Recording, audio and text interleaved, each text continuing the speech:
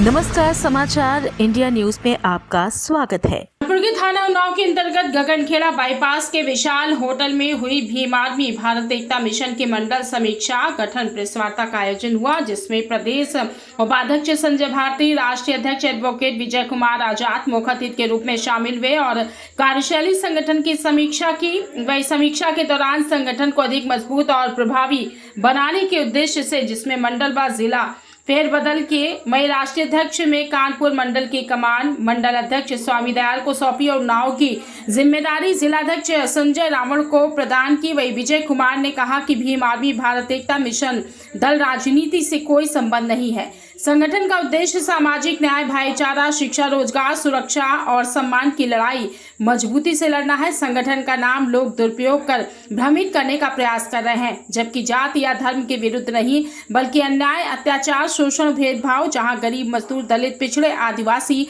अल्पसंख्यक, पीड़ित व्यक्ति के साथ अन्याय होगा, वहां भीम आर्मी भारत एकता मिशन की आवाज बनकर खड़ा रहे। यही संदेश देना चाहता हूं, संगठन के पदाधिकारियों को संदेश देना चाहता हूं कि आप धर्म और जाति से ऊपर उठ करके शिक्षा, स्वास्थ्य, रोजगार के क्षेत्र में काम कीजिए और संविधानवादी, समतावादी विचारधारा को अपनाते हुए इस देश में एकता स्थापित करने के लिए जन जन तक संगठन की विचारधारा को पहुंचाने का काम कीजिए।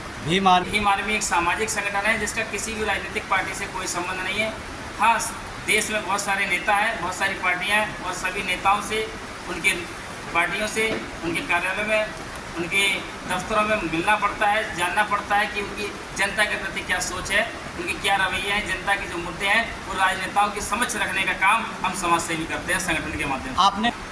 मैं अपने रक्त की एक एक बूंद समर्पित कर दूंगा, लेकिन भीम आर्मी भारत एकता मिशन संगठन के अलावा कोई दूसरा संगठन नहीं बनाऊंगा, ना ही कोई दूसरी पॉलिटिकल पार्टी। तो बहुत सारे मैंने देखा पढ़े लिखे नौजवान लोग अपने नाम के आगे कॉकरोच लिख रहे थे, तो मुझे समझ में नहीं आया। एक ने चौकीदार बना दिया और उसकी चौकीदार बनते ही देश में राफेल घोटाला हो गया और वो फाइल गायब हो गई। दूसरा कॉकरोच आया तो बड़ी बड़ी पॉलिटिकल पार्टियां धराशायी हो गई। हमें यही समझ में नहीं आया कि आखिर इस देश में चल क्या रहा है।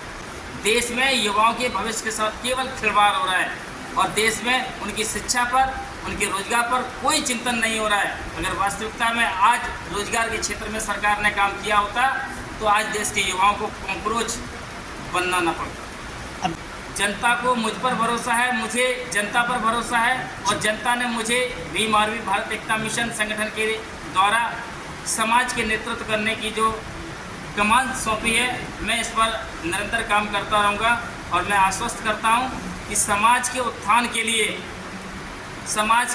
के लिए मुझे किसी भी हद तक जाना पड़े, मैं जाऊँगा।